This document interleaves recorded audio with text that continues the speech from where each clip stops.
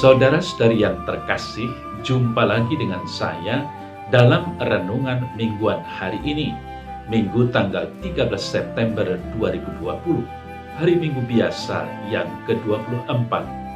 Marilah kita mendengar dan merenungkan sabda Tuhan, yakni firman Tuhan yang tersurat dalam Injil Matius, bab atau pasal 18, ayat 21 sampai dengan ayat 35.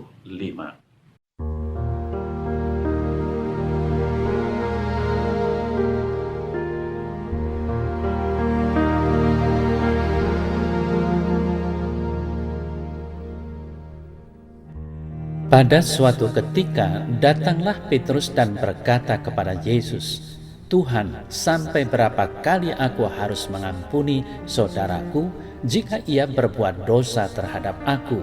Sampai 7 kali?"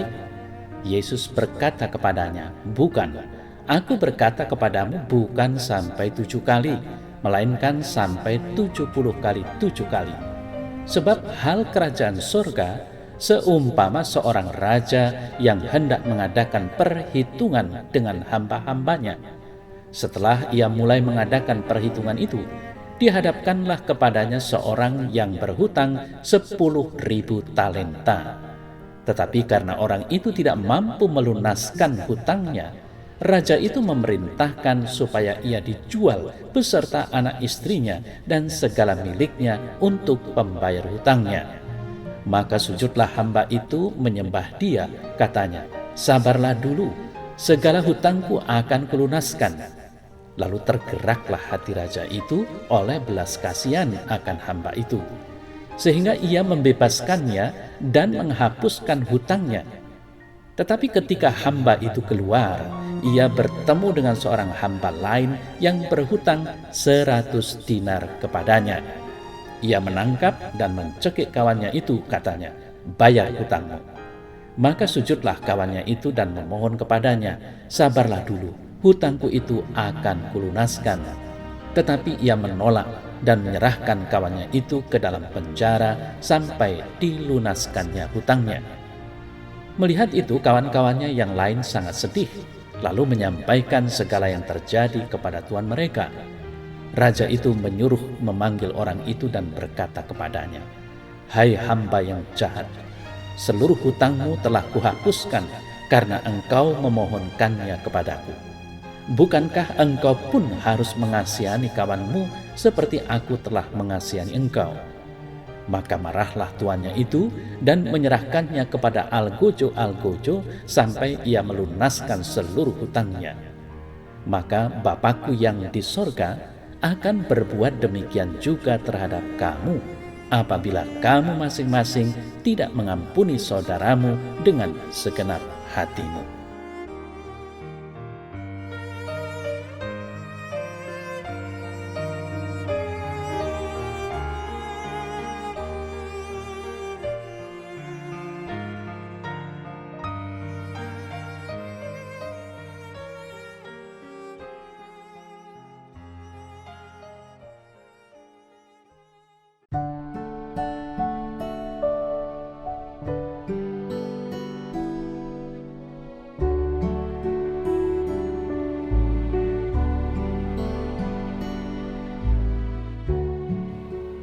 Saudara-saudari yang terkasih, sampai berapa kali kita harus mengampuni?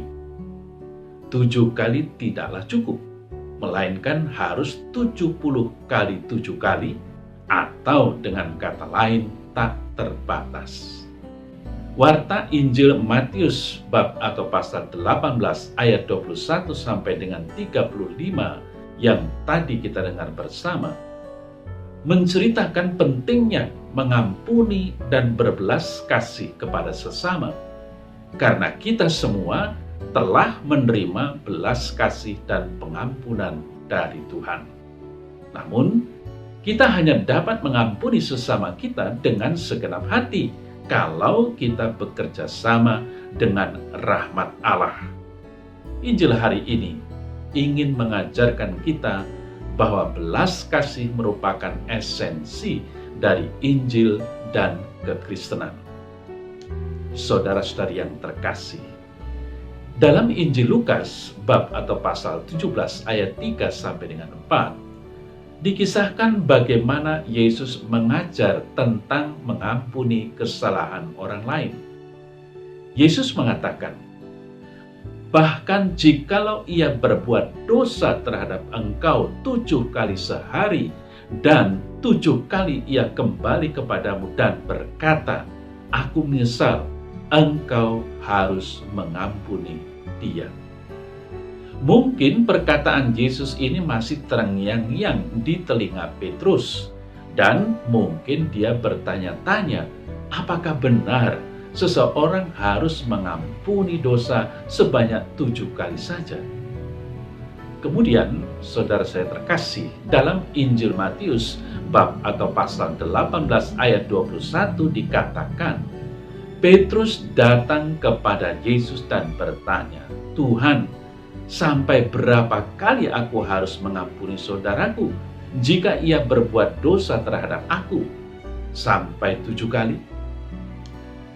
Saudara saya terkasih, dalam pemikiran Petrus, pengampunan 7 kali seperti yang pernah dikatakan oleh Yesus mungkin telah cukup. Namun, Petrus lupa bahwa apa yang dikatakan oleh Yesus sebelumnya adalah seseorang harus mengampuni kesalahan seseorang walaupun orang tersebut telah berdosa 7 kali sehari dan kemudian menyesal. Dan untuk memperjelas, Yesus menjawab Petrus, bukan, aku berkata kepadamu, bukan sampai 7 kali, melainkan sampai 70 kali, 7 kali. Saudara saya terkasih, 7 melambangkan banyak hal, namun mempunyai karakteristik sempurna di dalam bangsa Yahudi. Maka dengan kata lain, pengampunan itu tidak terbatas. Saudara-saudari yang terkasih, mengampuni adalah salah satu perintah yang mungkin gampang diucapkan namun sulit untuk dilakukan. Namun perlu disadari bahwa mengampuni itu penting, sangat esensial dalam kekristenan, dan itulah yang dikehendaki Tuhan Yesus. Hal itu terungkap dan sungguh indah terwujud dalam sikap Yesus dan apa yang dilakukannya ketika di kayu salib, di mana dia mengatakan, "Ya Bapa, ampunilah mereka, sebab mereka tidak tahu apa yang mereka perbuat." Lukas 23 ayat 34. Saudara saya terkasih, pengampunan yang diberikan oleh Kristus di kayu salib adalah merupakan gambaran akan misi Kristus di dunia ini, yaitu dia datang untuk memberikan pengampunan terhadap dosa yang diperbuat seluruh umat manusia.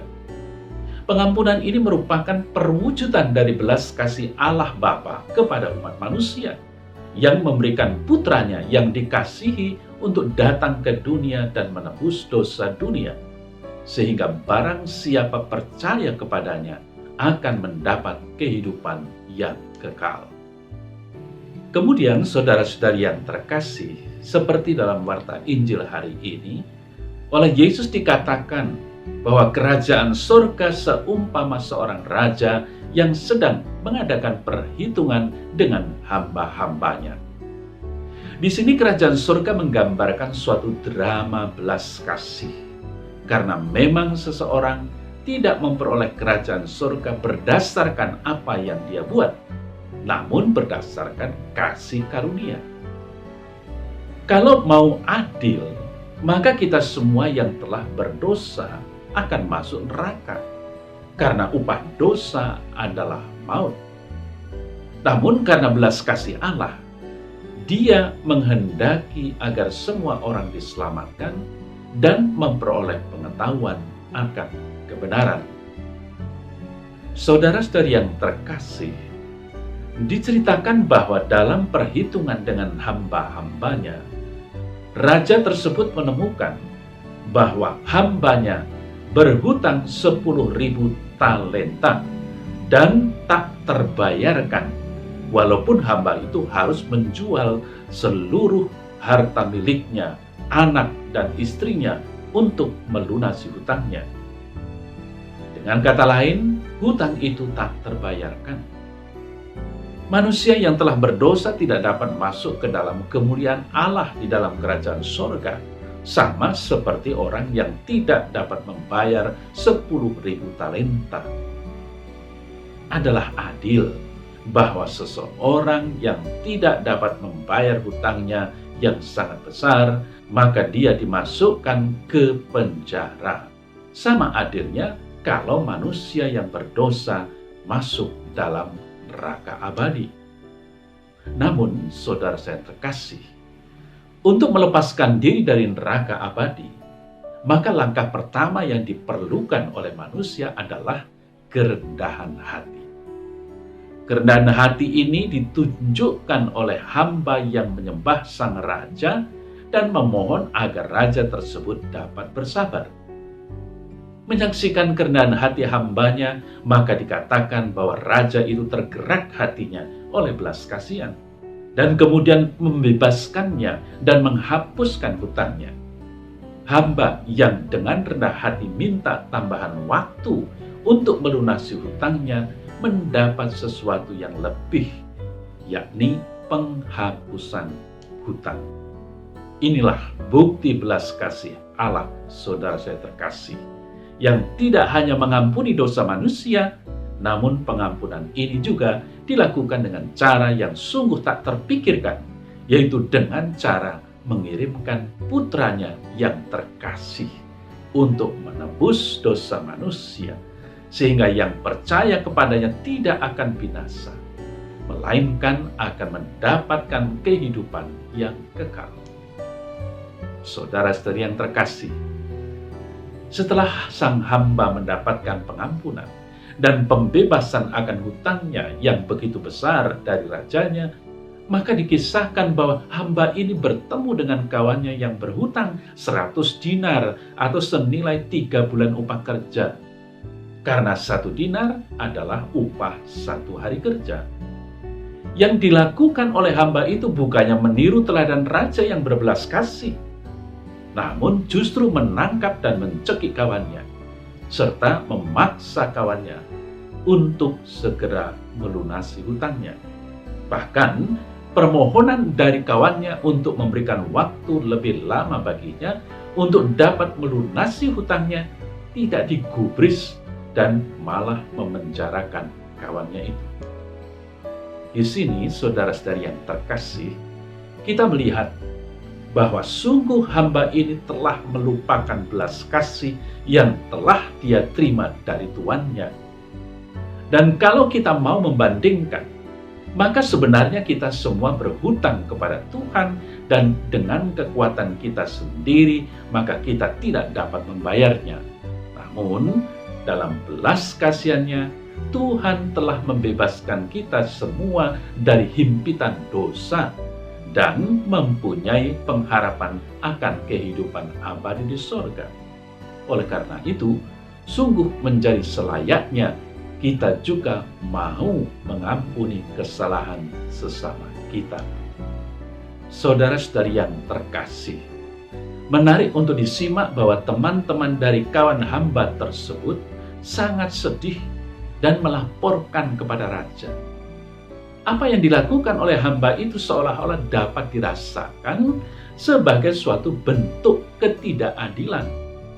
Hamba yang telah menerima pengampunan berlimpah namun tidak mau memberi pengampunan walaupun dalam masalah kecil menimbulkan pergolakan. Sehingga akhirnya mereka melaporkan kejadian ini kepada raja. Dan raja yang berbelas kasih akhirnya memberikan keadilan. Rupanya raja yang telah mengampuni hutang yang begitu besar dari hambanya juga menuntut agar hamba tersebut dapat juga berbelas kasih kepada sesama. Saudara-saudara yang terkasih, Yesus mengatakan bahwa ukuran yang kita pakai untuk mengukur akan diukurkan kepada kita. Dan di ayat sebelumnya, Yesus memberikan pegangan.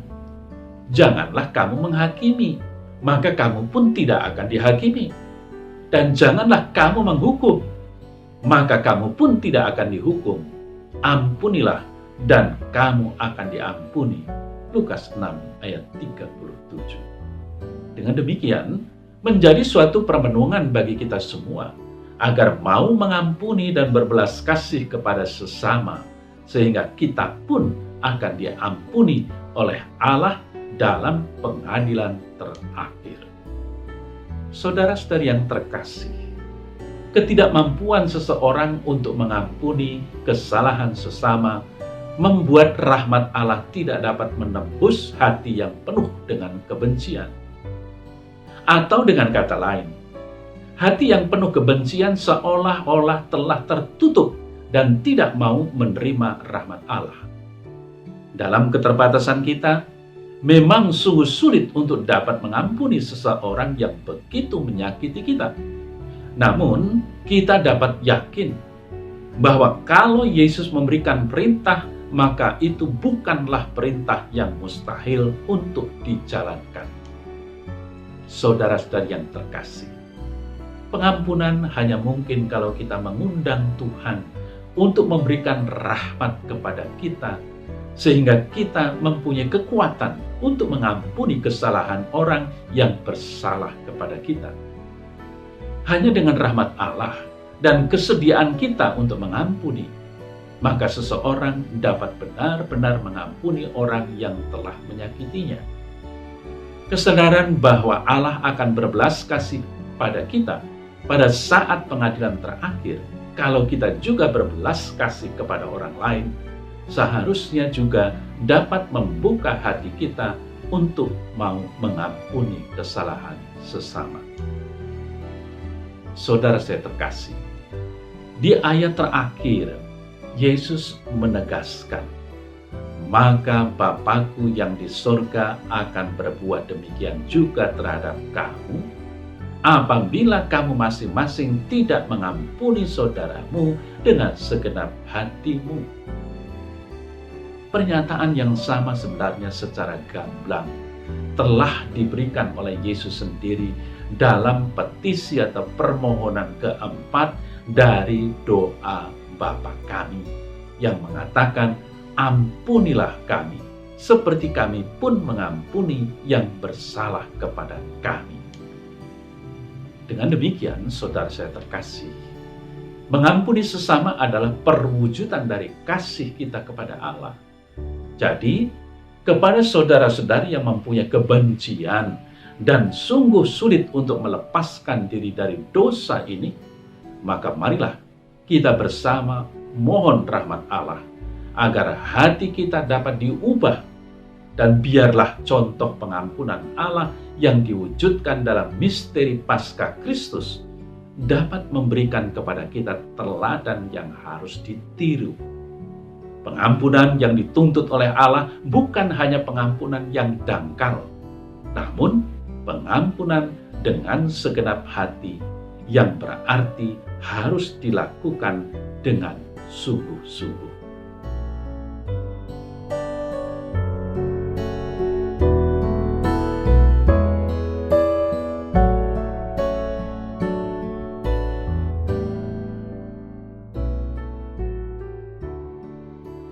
Dalam nama Bapa dan Putra dan Roh Kudus.